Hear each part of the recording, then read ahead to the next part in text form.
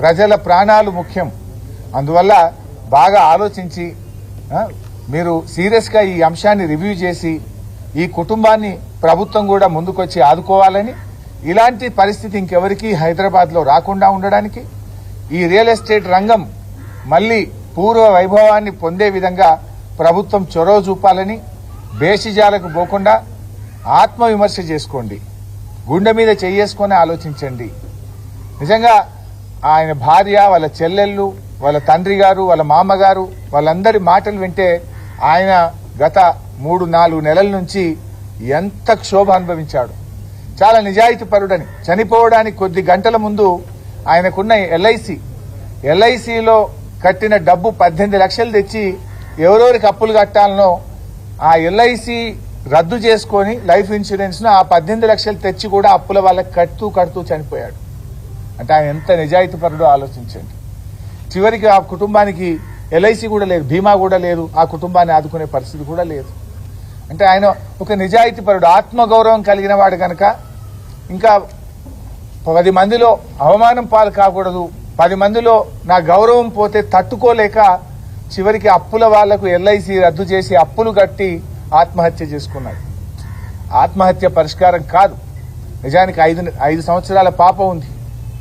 ఎవరు కూడా ఆత్మహత్యలు చేసుకోకూడదు. ఆత్మహత్యలు పరిష్కారాన్ని ఇవ్వవు. నిజానికి నీ కుటుంబ సభ్యులను ఇంకా బాధ పెడతాయి. ఎవరైనా ధైర్యంగా ఎదుర్కోవాలి. దురదృష్టం ఏంటంటే ఈ ప్రభుత్వం 13 నెలల్లో మారకపోతుందా అని చూశాడు. రోజు రోజుకు పరిస్థితి దిగజారుతా ఉంది. ఇంకా భవిష్యత్తు ఆగమ్య గోచరంగా కనబడి చివరికి తన ప్రాణాలు తీసుకున్నటువంటి పరిస్థితి. బీఆర్ఎస్ పార్టీ పక్షాన తప్పకుండా ఆ కుటుంబాన్ని కాపాడుకుంటాం. ఆ కుటుంబానికి అండగా నిలబడి మా వంతుగా మా స్థానిక శాసనసభ్యులు పార్టీ తరఫున కూడా ఆ కుటుంబానికి సహాయాన్ని అందిస్తాం. భవిష్యత్తులో ఆ కుటుంబాన్ని నిలబెట్టడానికి అన్ని రకాలుగా మేము ప్రయత్నం చేస్తాం. బిల్డర్స్ అసోసియేషన్ కూడా ముందుకు వచ్చి, అసోసియేషన్లు అనేటువంటివి మీ హక్కుల సాధన కోసమే కాదు, మీ సంఘంలో ఎవరికైనా కష్టం వచ్చినప్పుడు నిలబడడంపుడే ఆ అసోసియేషన్ కు ఒక అర్థం ఉంటుంది. లేకపోతే ఎందుకు అసోసియేషన్ లేదు? 5 రోజులు అయింది. ఇన్ని బిల్డర్స్ అసోసియేషన్స్ ఉన్నాయి. ఒక్క అసోసియేషన్ వచ్చి కూడా మరి ఎందుకు ఆ కుటుంబానికి ధైర్యం చెప్పలేకపోయిందని నేను అడుగుతా ఉన్నా. ఆలోచించాలి కదా. మీరు పెద్ద పెద్ద షోలు పెట్టి పెద్ద పెద్ద కార్యక్రమాలు చేస్తూ ఉంటారు. మరి ఇలాంటి మీ తోటి బిల్డరు ఆత్మహత్య చేసుకుంటే కనీసం ధైర్యాన్ని ఇవ్వాల్సినటువంటి బాధ్యత కూడా మీకున్నది. బిల్డర్స్ అసోసియేషన్స్ కూడా ఆలోచించాలని కూడా నేను విజ్ఞప్తి చేస్తున్నా. రేవంత్ రెడ్డి ప్రభుత్వం కూడా ఇప్పటికీ స్పందించలేదు. చీమగుట్టినట్టు కూడా లేదు మీకు. You should feel shame. మీ పాలనలో మొదటిసారి ఈ రాష్ట్రంలో బిల్డర్ ఆత్మహత్య చేసుకున్నారు. ఇప్పటిదాకా రైతుల గురించి విన్నాం, చేనేత కార్మికుల గురించి విన్నాం, ఆటో కార్మికుల గురించి విన్నాం. బిల్డర్లు ఆత్మహత్య చేసుకునే పరిస్థితి మొదటిసారి వింటున్నాం. ఇది చాలా బాధాకరం, దురదృష్టకరం. ఇప్పటికైనా స్పందించండి. ఈ పరిస్థితి రాష్ట్రంలో ఇంకెవరికి రాకుండా ఉండడానికి పరిస్థితిని చక్కదిద్దాలని, ఆత్మవిమర్శ చేసుకోవాలని ప్రభుత్వాన్ని మేము కోరుతా ఉన్నాం.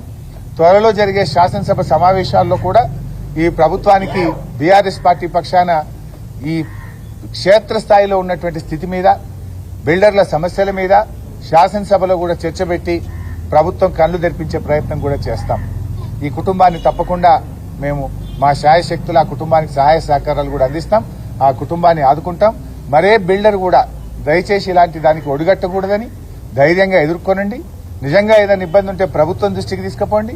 ప్రభుత్వం స్పందించకపోతే మీకు బీఆర్ఎస్ పార్టీ ఆఫీస్ ఉంది.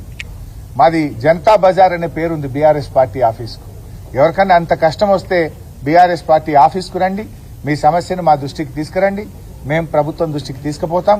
మీకు తగినంత సహాయం చేయడానికి మా శాయశక్తుల కృషి చేస్తాం. Thank you.